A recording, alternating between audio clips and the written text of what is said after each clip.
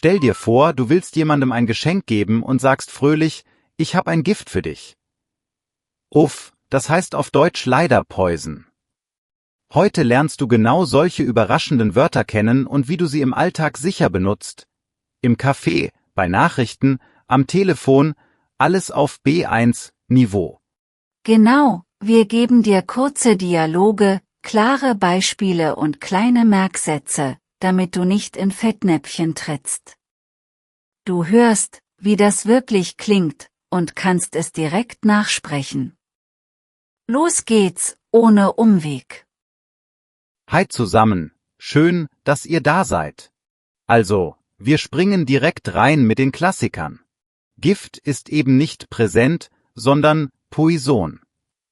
Wenn du Geschenk meinst, sag einfach Geschenk, fertig. Und noch so ein Klassiker, Chef. Viele denken, das ist der Koch, wie im Englischen. Auf Deutsch ist der Chef, der Boss, also die Chefin oder der Chef im Büro. Der Koch heißt bei uns einfach Koch oder Köchin, ja? Ich sag manchmal extra. Meine Chefin ist heute im Homeoffice, damit niemand an die Küche denkt. Klingt banal, aber im echten Gespräch macht das echt einen Unterschied. Und hey, diese kleinen Klarheiten geben dir Sicherheit. Bevor wir zu einer witzigen Story kommen, machen wir kurz ein Mini-Rollenspiel. Thema: Tischlerei oder Schreinerei. Das verwirrt viele, weil beides dasselbe Handwerk ist, je nach Region. Hör mal zu, so klingt ein kurzer Anruf. Rollenwechsel. Ja. Ich bin der Kunde. Guten Tag, ist das die Tischlerei-Schulte? Ich brauche einen neuen Esstisch, aus Eiche vielleicht. Guten Tag. Hier ist die Schreinerei Schulte, genau. Tischlerei, Schreinerei, das ist bei uns dasselbe. Kein Problem, wir bauen Tische, Schränke, alles. Wollen Sie mal vorbeikommen und Maße mitbringen? Ah, super, danke. Dann komm ich morgen mal vorbei. So, und nach dem Anruf weißt du, Tischlerei und Schreinerei meinen beide Holzarbeit, nur regional verschieden. Wenn du unsicher bist, frag einfach freundlich nach, das ist völlig normal. Total. Und manchmal lernt man das erst auf die harte Tour. Eine Freundin von mir hat mal mit stolz erhobenem Kopf Kummerspeck in einer Runde erwähnt. Sie dachte, das sei eine leckere Specksorte. Alle haben gelacht, aber nett, und wir haben es erklärt, Kummerspeck ist das Extragewicht, das man zunimmt, wenn man aus Kummer zu viel isst. Ein wunderschönes, humorvolles Wort, oder? Voll. Es zeigt auch, dass Deutsch Humor hat, halt anders als man denkt. Das Bild ist so klar, Kummer plus Speck. Aber ja, bitte nicht im Restaurant bestellen, haha. Sag lieber, ich nehme den gemischten Salat, und Kummerspeck bleibt ein Bild im Kopf. Kurz was Ernstes, aber wichtig für Nachrichten, tatverdächtig. Leute hören das in der DB-Meldung und denken, das sei schon schuldig. Ist es nicht. Tatverdächtig bedeutet nur, jemand wird verdächtigt, ohne Beweis, ohne Urteil. Das ist rechtlich sehr vorsichtig gemeint. Wir machen dazu ein Mini-Hörbeispiel, okay? Die Polizei hat einen Mann festgenommen. Er ist tatverdächtig. Das heißt, er könnte es gewesen sein, vielleicht, aber man weiß es noch nicht. Also keine Vorverurteilung, ja? Kurzer Lerncheck, einmal durchatmen. Weißt du noch, was Kummerspeck heißt? Genau, zugenommenes Gewicht wegen Kummer, nicht essbarer Speck.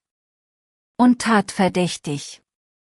Richtig, verdächtigt, aber nicht verurteilt. Wenn du das parat hast, bist du schon richtig gut drin. Weiter geht's mit einem Wort, das alle Besucher lieben. Handy.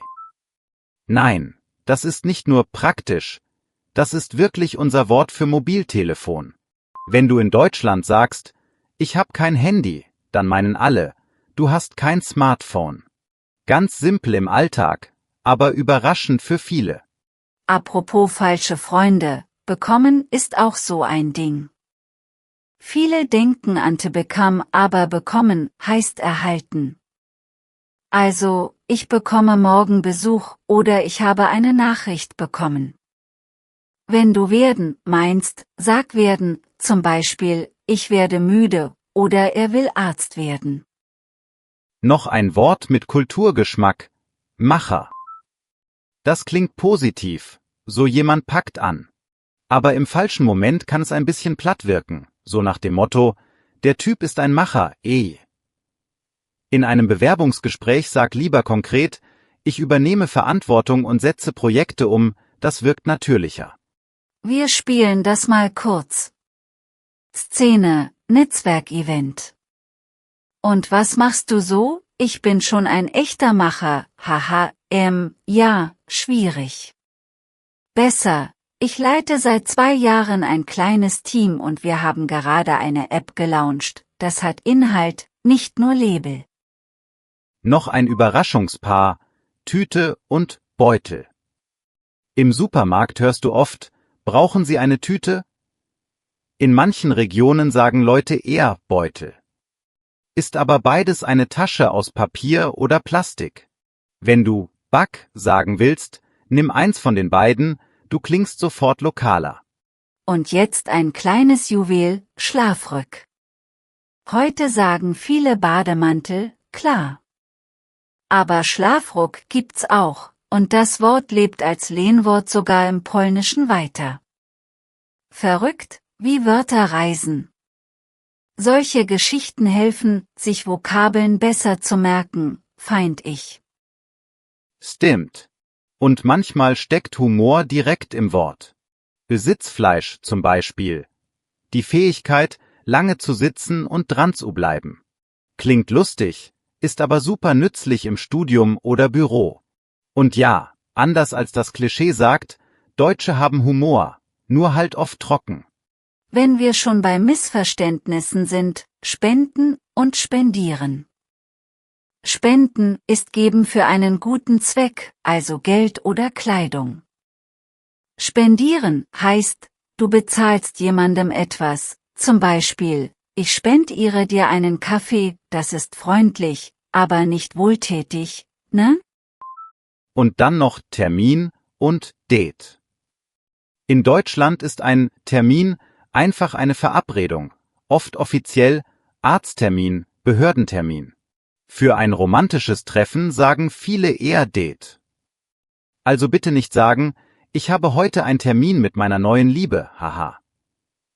Sag lieber, ich habe heute ein Date. Kleiner Rückbezug zu vorhin, regionale Wörter. Kiez in Berlin meint ein Viertel, also Nachbarschaft. Wenn jemand sagt, das ist mein Kiez, heißt das, ich fühle mich da zu Hause. In München hört man eher Viertel, und das ist völlig okay. Ich werf noch einen Klassiker rein, der echt peinlich sein kann. Gift haben wir schon, aber dazu passt vergiften. Das ist to poison.